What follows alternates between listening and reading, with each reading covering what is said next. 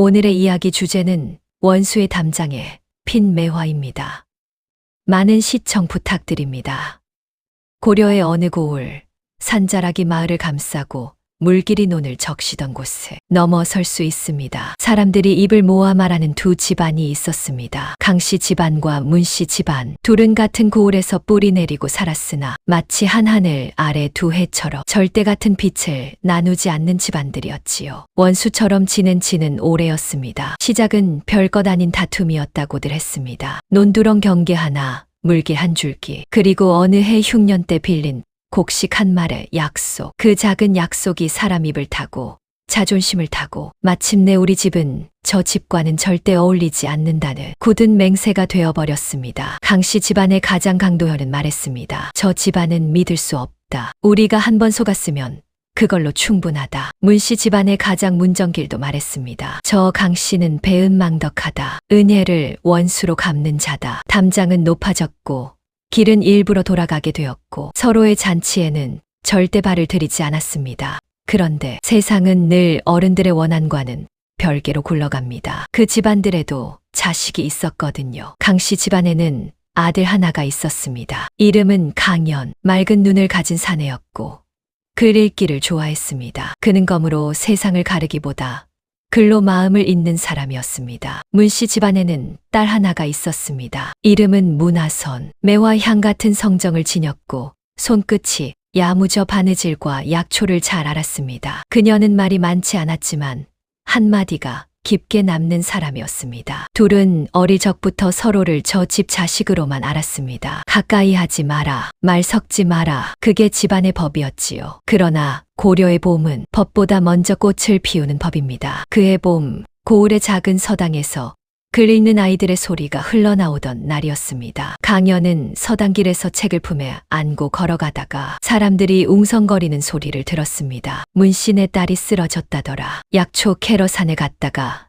발을 헛디뎠다나. 강연은 발걸음을 멈췄습니다. 문씨네 딸. 그 집안은 원수였지만 쓰러졌다는 소리를 들으니 이상하게 마음이 불편했습니다. 그리고 강연은 자신도 모르게 산길로 향했습니다. 산자락의 작은 길, 돌과 흙이 섞인 비탈에서 한 소녀가 발목을 부여잡고 앉아 있었습니다. 그녀가 문화선이었습니다. 하선은 상처난 발목을 감싸며 이를 악물고 있었습니다. 눈에 눈물이 고였지만 울지 않았습니다. 그때 강연이 조심스럽게 다가갔습니다. 괜찮소? 하선은 고개를 들었습니다. 순간 눈빛이 바뀌었습니다. 경계. 강씨네? 강연은 곧바로 알았습니다. 이것이 담장보다 두꺼운 벽이라는 걸. 강연은 한 발 물러서며 말했습니다. 내가 도울 수 있겠소. 그냥 길을 지나던 사람이라 생각해 주시오. 하선은 잠시 망설였습니다. 그리고 작은 목소리로 말했습니다. 발목이 잘 안 움직여요. 강연은 주변에서 나뭇가지를 꺾어 지팡이를 만들고 하선의 발목을 단단히 감싸주었습니다. 하선은 그의 손이 조심스럽다는 것을 느꼈습니다. 왜 나를 도와줘요? 하선이 물었습니다. 강연은 잠깐 멈칫했습니다. 그러고는 솔직하게 답했습니다. 원수라 해도 사람이 쓰러져 있으면 돕는 게 맞지 않소. 그 한마디가 하선의 마음 어딘가를 살짝 건드렸습니다. 하선은 고개를 숙이고 작게 말했습니다. 고맙습니다. 그날 이후로 둘은 봄마다 약초가 자라는 산길에서 가끔 마주쳤습니다. 처음엔 인사도 짧았고 말도 길지 않았습니다. 그러나 이상하게도 둘이 말하는 동안만큼은 담장도 어른들의 원한도 잠깐 잊히는 듯 했습니다. 어느 날 하선이 약초 바구니를 떨어뜨려 약초가 흙바닥에 흩어졌습니다. 강연이 그것을 주워 담아주다가 바구니 안쪽에 적힌 작은 글자를 보았습니다. 하선. 강연은 무심코 그 이름을 입에 올렸습니다. 하선. 그 순간 하선의 얼굴이 붉어졌습니다. 누군가가 자기 이름을 부르는 일은 생각보다 큰 일입니다. 특히 평생 문씨네 딸로만 불려온 사람에게는. 하선은 조용히 물었습니다. 당신 이름은요? 강연은 잠깐 망설이다가 자기 마음을 시험하듯 말했습니다. 강연이라 하오. 그렇게 둘은 처음으로 서로를 집안이 아니라 이름으로 부르게 되었습니다. 그날부터였을 겁니다. 바람이 달라 보인 건 하선은 집으로 돌아와도 산길에서 들었던 강연의 목소리가 귓가에 남았고 강연도 밤에 책을 펼쳐도 하선이 흙 묻은 손으로 약초를 털던 모습이 떠올랐습니다. 사랑은 거창한 약속이 아니라 작은 기억에서 자랍니다. 하지만 좋은 일은 오래 숨겨지지 않습니다. 사람들은 눈보다 입이 빠르니까요. 강신의 도련님이 문신의 처자와 산길에서 마주한다더라. 둘이 말도 한다더라. 소문은 마을을 한 바퀴 도는데 반나절도 걸리지 않았습니다. 강도현은 아들의 행동이 수상하다며 강연의 뒤를 밟게 했고, 문정길은 딸의 바구니 속에서 누군가의 글씨가 묻은 종이를 발견했습니다. 그 종이엔 짧게 적혀 있었지요. 발목은 괜찮소. 약초는 무리하지 마시오. 문정길은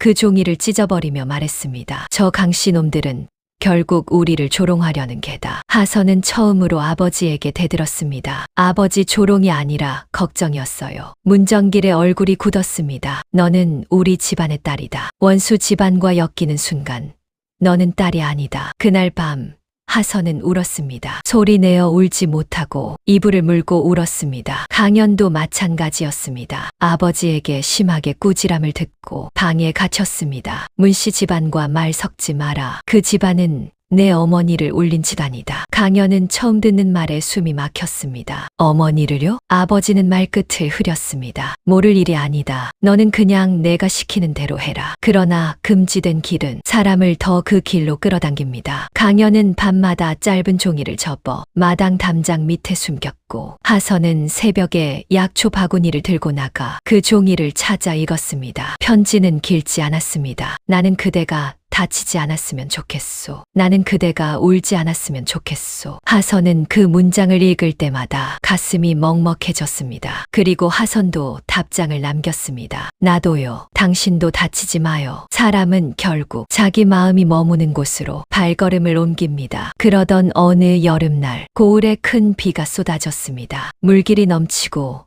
논두렁이 무너지고 사람들은 밤새 제방을 지키느라 난리였습니다. 그날 밤 강씨 집안의 곡식 창고에서 불이 났습니다. 활활 타오르는 불빛에 사람들이 몰려왔고 누군가가 외쳤습니다. 문신의 짓이다. 원한 때문에 불을 질렀다. 말 한마디가 기름이 되어 번졌습니다. 강도현은 칼을 들고 문씨 집안으로 달려갔습니다. 문정길도 맞서며 칼을 들었습니다. 원수는 원수를 만나면 이성보다 피가 먼저 끓습니다. 그때 강연이 뛰어나와 소리쳤습니다. 아버지, 아닙니다. 증거가 없습니다. 하지만 강도현은 아들을 밀쳤습니다. 내가 저 지편을 드는 게 증거다. 강연은 땅에 넘어졌고 이마에 피가 났습니다. 그 피를 본 하선이 비를 맞으며 뛰어나왔습니다. 그만하세요. 하선은 강연에게 달려가 손수건으로 피를 막아주었습니다. 사람들이 숨을 삼켰습니다. 원수 집안 딸이 원수 집안 아들의 상처를 감싸고 있었으니까요. 누군가가 돌을 던졌습니다. 전연이 화근이다. 돌이 하선의 어깨를 스쳤습니다. 하선이 비틀거리자 강연이 하선을 끌어안았습니다. 그 장면이 두 집안의 분노를 폭발시켰습니다. 역시 둘이 통했다. 가문을 더럽혔다. 그날 밤 강연과 하선은 둘 다 각자의 집에서 끌려갔습니다. 강연은 아버지에게 몹시 맞았고 하선은 방에 가두어졌습니다. 그리고 다음 날 두 집안은 각각 결심했습니다. 이 혼사는 막아야 한다. 딸을 멀리 시집 보내겠다. 아들을 장가 보내겠다. 사랑은 이렇게 어른들의 계산 속에서 찢겨 나갑니다. 하선은 며칠 뒤 멀리 친척 집으로 보내질 예정이었습니다. 강연은 밤마다 담장 앞에 앉아 하선의 답장을 기다렸습니다. 그러나 그날 밤 담장 밑에는 하선의 종이가 없었습니다. 그 대신 작은 피 묻은 손수건 한 장이 있었습니다. 강연은 그 손수건을 보는 순간 심장이 내려앉았습니다. 하선이 다친 건가? 혹시 더 큰 일이? 며칠 뒤 고을의 관군관 준이 내려왔습니다. 불이 난 창고의 사건이 단순한 집안 싸움이 아니라 세금 곡식을 빼돌린 자들의 소행일 수 있다는 소문이 돌았기 때문입니다. 조사가 시작되자 뜻밖의 사실이 드러났습니다. 강씨 집안 창고에 불이 난 날 불길이 번지기 전 누군가가 이미 곡식을 옮겨 놓았다는 흔적. 불은 증거를 지우기 위한 불이었습니다. 그리고 그 곡식을 빼돌린 자는 강씨도 문씨도 아니었습니다. 두 집안이 서로 싸우는 동안 관아의 하급 관리와 몇몇 장정들이 두 집안의 원한을 이용해 몰래 세금을 빼돌리고 있었습니다. 그들은 알고 있었습니다. 두 집안은 서로를 믿지 않으니 누가 불을 지르고 누가 훔쳐도 결국 서로를 의심할 거라는 걸. 결국 그들이 잡혀 끌려가며 외쳤습니다. 우리가 불을 질렀다. 저 집안들이 서로 물어뜯는 게 제일 쉬웠다. 그 고백이 떨어지자 마을은 얼음처럼 굳었습니다. 강도현과 문정길은 서로를 바라봤습니다. 분노가 아니라 부끄러움이 먼저 올라왔습니다. 그리고 그때 관군이 두 집안 어른들에게 말했습니다. 당신들은 원수를 만든 게 아니라 원수를 키웠다. 아이들이 먼저 사람을 알아봤는데 어른들이 먼저 칼을 들었다. 그 말이 두 어른의 가슴을 찔렀습니다. 하선은 결국 멀리 떠나지 않았습니다. 문정길이 처음으로 딸에게 말했습니다. 내가 너를 지키지 못했다. 원한의 눈이 멀어 내가 사람이라는 걸 잊었다. 강도현도 아들에게 말했습니다. 내가 내 어머니 얘기를 숨긴 건 내가 원한을 물려받을까 두려워서였다. 그런데 원한을 막으려다 내 손으로 더 큰 원한을 만들 뻔했구나. 그날 두 집안은 처음으로 같은 상에 앉았습니다. 밥상에는 특별한 산의 진미가 없었습니다. 그저 된국과 나물과 보리밥이었지요. 하지만 그 밥상은 어떤 잔치보다 값졌습니다. 그리고 강연과 하선은 두 어른 앞에 서서 서로의 손을 잡았습니다. 강연이 말했습니다. 원수는 원수로 끝나야 한다며 우리는 평생 담장 안에서 썩어야 합니다. 하지만 사랑으로 끝난다면 우리 고을도 살고 우리 집안도 삽니다. 하선도 조용히 말했습니다. 저는 원한이 아니라 사람을 선택하겠습니다. 그날 밤 두 집안 사이 담장에 매화가 피었다고 합니다. 그 매화는 원래 없던 나무였습니다. 누가 심었는지 아무도 몰랐지만 사람들은 그렇게 말했습니다. 원한이 오래되면 돌이 되지만 사랑이 오래되면 꽃이 된다. 사람을 갈라놓는 건 큰 전쟁이 아니라 작은 오해와 자존심일 때가 많습니다. 그리고 그 오해를 끝내는 건 거창한 승부가 아니라 서로를 이름으로 부르는 마음입니다. 원수의 담장도 사람의 마음도 결국은 누군가의 용기 하나로 넘어설 수 있습니다. 오늘도 끝까지 들어주셔서 감사합니다. 여러분의 구독은 영상 제작에 큰 힘이 됩니다.